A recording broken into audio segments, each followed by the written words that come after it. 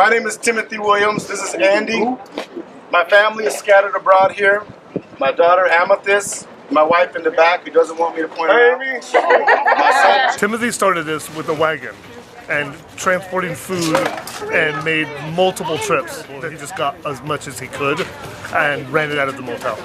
And we went from about a couple, maybe a dozen people, dozen and a half, to more than 40 coming at one time.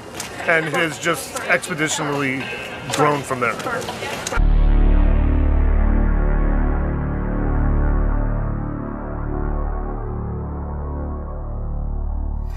And one of our neighbors is like, hey, could you use some food? They always gave us strawberries because they have a beautiful garden. So we would always talk to them, and Dave and Emma, and we would, share food and conversation.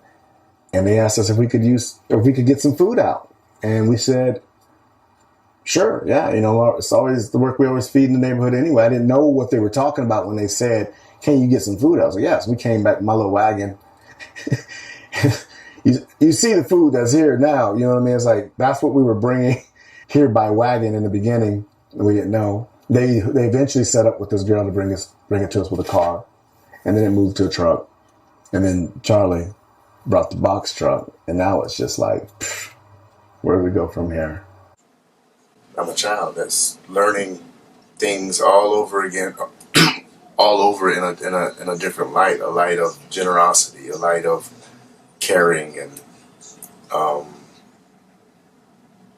selflessness and pursuance of unity, and just a lot different than what our society has kind of shaped me to be.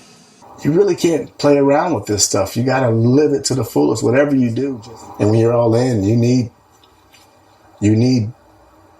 good friends. I'm an erred, flawed man in so many ways, and not. I mean, we can sit and talk about that all day long. I got issues. You want to subscribe?